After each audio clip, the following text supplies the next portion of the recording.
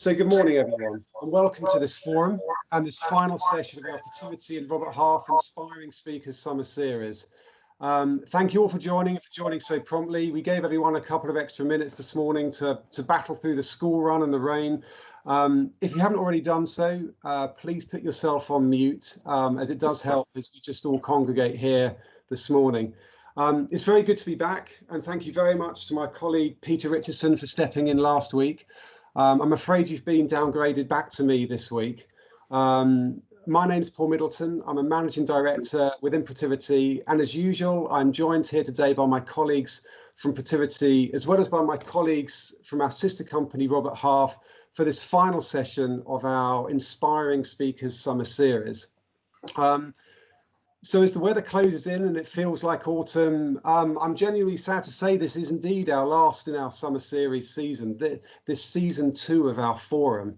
Some of you may have joined our previous series of the forums we started in March, where for over 20 weeks we had some fantastic panelists and attendees where we discussed the business challenges that we were facing for the first 20 weeks of COVID and the impacts on UK PLC. We talked about disruption, resilience, reimagination and recovery. And in doing that, we sparked some great ideas, some great discussion, and hopefully allowed you to join the dots to your own challenges and give you confidence to make the right decisions. So this is the end of series 2, but you'll be pleased to know that series 3 is in production and we'll be launching that very soon in 2 weeks' time. And it's focused on the strategies and for change. If I could just ask people to go on to mute, please, that'd be fantastic. And so series 3, that's starting in a couple of weeks' time, we'll be bringing you bold perspectives from people who feel passionately about the solutions to the challenges that we'll all be facing and the decisions that we'll need to be making in the coming months as we almost feel to be going back into lockdown. So I know it's early, I know it's just after 8 o'clock, but if you feel up to it and you'd like to tell us what those challenges are that you would like us to discuss in series 3, and by that I mean the challenges that are most relevant to you and where you would like to hear debate, please add your thoughts to the chat or feel free to email me or email the team here. We'll also be sending a survey to you to ask you the same and to test some of our pilot ideas, so please watch out for that. But as ever, please email us your feedback because it's always very gratefully received. Lots more to come on series 3, but back to today and our series 2. For the last 6 weeks, we've talked to you about how now is the time for us and for you, our clients, our friends, our partners, to change. Because without change, without disruption, we run the risk of rapidly becoming irrelevant in the dynamic world we're living in. And at Fertility and Robert Half, we think the future demands us to be different and that many of us need to spend more time reimagining our future. So this series 2 has hopefully given you that opportunity and encouragement to think differently, be bolder, and to face the future with even more confidence. And hopefully that encouragement has come from some great speakers that you've heard, who've all brought their fresh perspectives from outside and away from the traditional business world, to give you new ideas, unexpected insights and new ways of thinking. We've heard from Tim Reed around what laughter does to our brain and the role of humour in innovation and creativity, from Casper Berry around risk-taking, decision-making and maximising returns, from Penny Mallory around mental resilience, from adventurer and explorer Inga Solheim around reaching our goals, and from last week from Casper Craven around high-performance teamwork. This morning, I'm very excited to say we bring our series 2 to a close with another fantastic speaker, Pips Bunce. Pips is a director and head of global markets technology core engineering strategic programs at Credit Suisse. And Pips identifies as gender fluid and has always been open and out both professionally and personally. Pips and her journey has been an inspiration for many, as she's been an award winner in the prestigious Financial Times and outstanding LGBT and ally executive leader lists, as well as shortlisted for the top 10 inspirational leader category as part of British LGBT Awards. She's an active proponent for many of Credit Suisse and the wider industry firm's diversity and inclusion activities. PIPS also works with many mainstream media firms such as the BBC, as well as external groups, to highlight the importance of ally programs in progressing LGBT inclusion, and to talk about gender fluidity in the workplace, LGBT challenges, and continually strives to improve the culture of the workplace for all. I'm also very pleased to say, and I don't get to say this often, that PIPS has just been made an ambassador of the United Nations. Wow. Congratulations, PIPS. I'm sure you will tell us more about that shortly, but that's fantastic. We believe the themes I've just mentioned, the themes that PIPS will touch on today, are more relevant than ever in these times, and are themes that we've touched on almost every week in our forums. The importance of being true to ourselves and authentic is more critical than ever, but also we need to be sure that our actions and our words are empowering everyone around us to do the same. So PIPS will inspire and challenge us for the next 40 minutes, and then you'll have the opportunity to ask PIPS questions at the end. If you'd like to put your questions through on the chat, please feel free to do so. Just open the chat functionality in Teams and put your question there, and I'll take them to PIPS at the end of the session. Otherwise, we'll open the floor to questions when PIPS is finished. Just a word of warning, if you do wish to say your question directly to PIPS, you may be on mute, so I'm no good at lip reading, so please take yourself off of mute. And if you're on a phone, you may need to do this by pressing *6. So without further ado, I'm delighted to introduce you to PIPS Bunce. PIPS, you have the floor.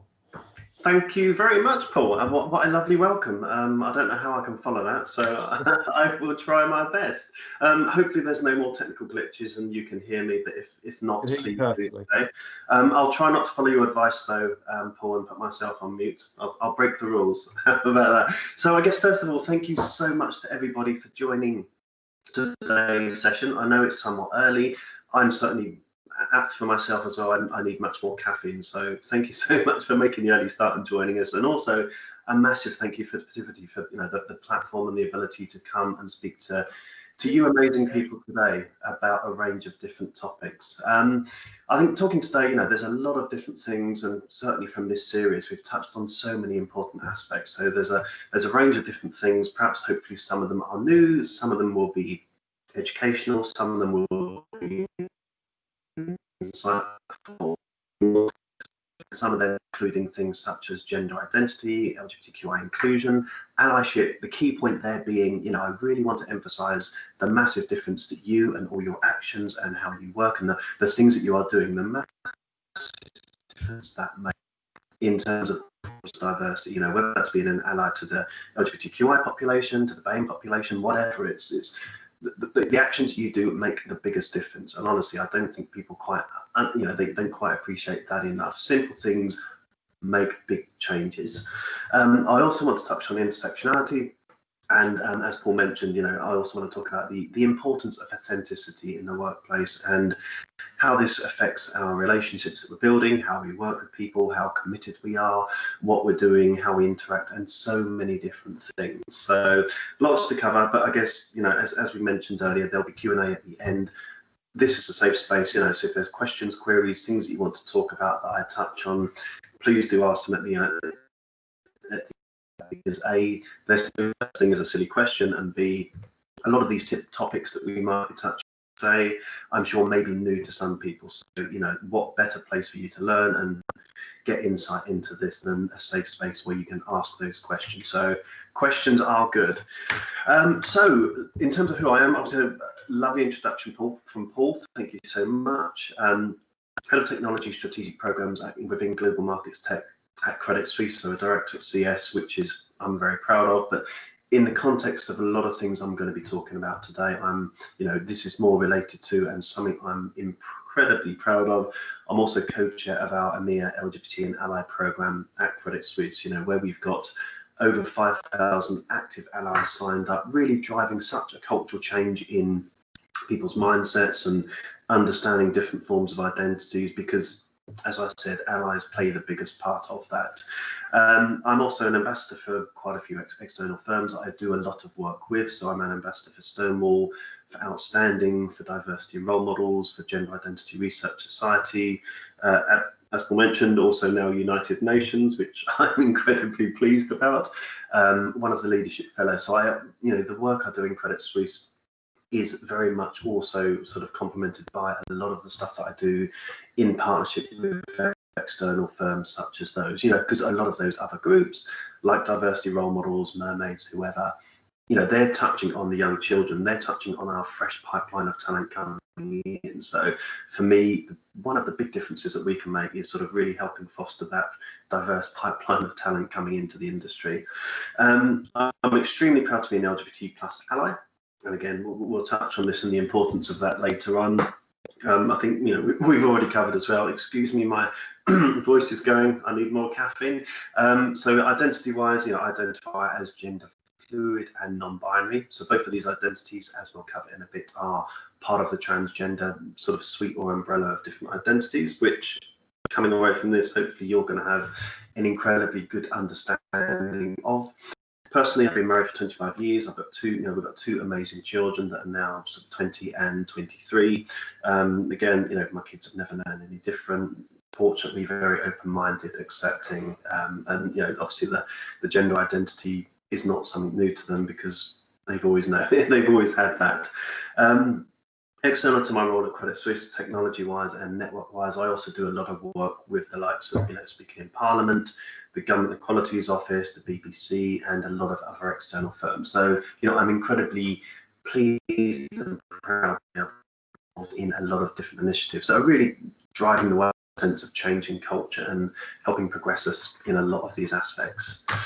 Okay, so a brief Trans 101. Paul, I'm not sure if I'm sharing the slides yet, or Becky, perhaps. Pips, I can do that for you. We'll do it. Excellent, thank you very much.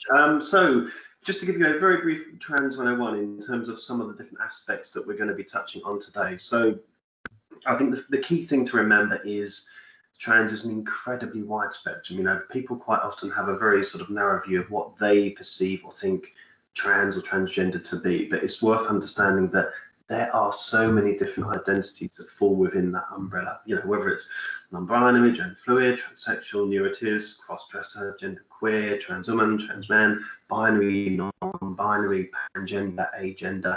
I could go on, but there's so many different forms of how people are, how they identify, how they express. Fortunately, they all fall under the same trans umbrella, which is good in a sense because, people will quite often struggle to understand a lot of these identities. I think part of what the problem that comes also though is, it's complex. Not everyone has been exposed or is aware of all of these different identities, and they can get confused by labels, by tokens, by tags. And we touched on it earlier. This then causes problems because people are worried about using the wrong language, saying the wrong things, using the wrong names, pronouns, etc. So I think giving insight to people, particularly to allies, so that they understand the challenges, the nuances, and some of the different identities is really, really important. I very much believe that tokens and tags are for cans of soup and not for people. But equally, I also appreciate that identifying people and tokens and labels is a really good way for people to start to understand the differences and the different identities. If you look on Facebook as an example, there's 74 plus different ways of how someone can identify their gender identity or gender expression. A good example of how all of these different identities exist, but quite often people haven't been exposed to them. In terms of who does it impact, there are so many different surveys and studies that give so many different results regarding how much of the population, how prevalent this is. So it's very, very, very hard to say, but certainly some of the good examples, for example, is looking across the entire LGBTQI population from the UK government survey. 13% of that group identified as transgender or gender non-conforming, with that split being 6.9% non-binary, 3.5% trans women, 2.9% trans men. Looking at our younger generation, you're looking at the pipeline of fresh talent coming into the firms. A lot of the groups I work with when I go in and work with our universities, our campus recruitment, or even working in schools, you see a much higher percentage of people being open and honest about their gender identity or expression. So typically, you know, looking at that same set of millennials in the UK, over 12% of them are identifying as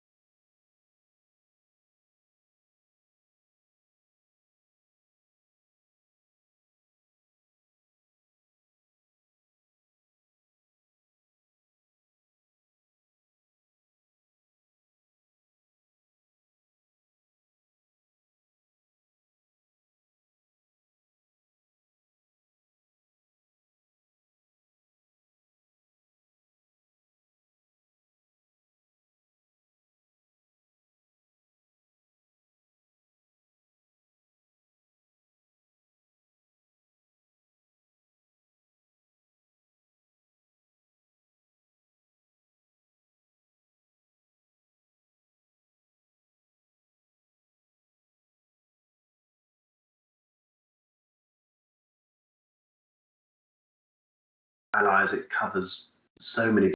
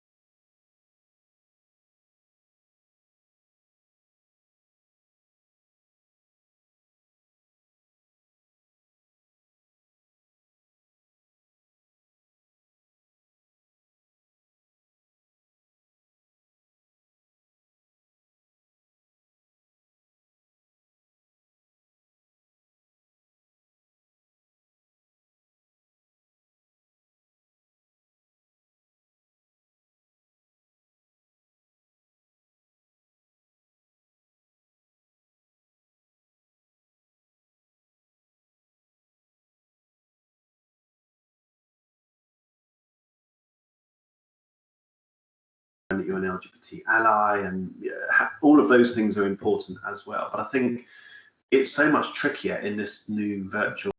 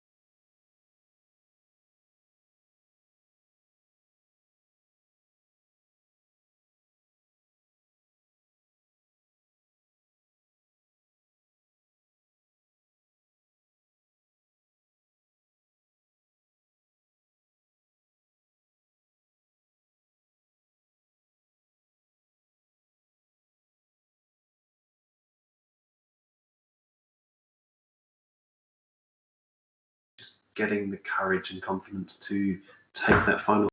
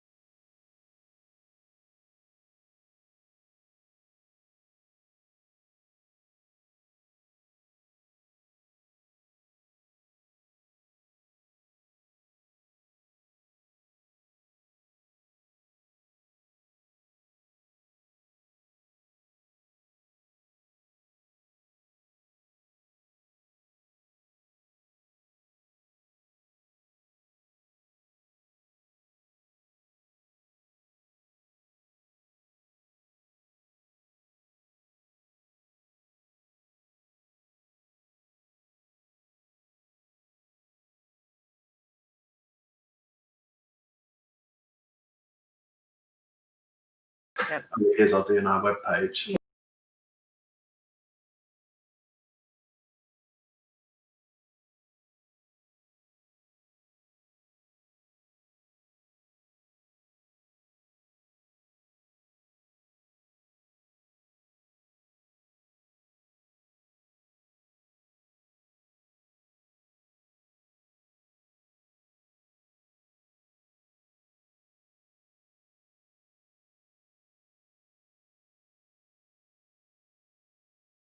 Yeah, absolutely. Yeah, and thank you. That was really helpful.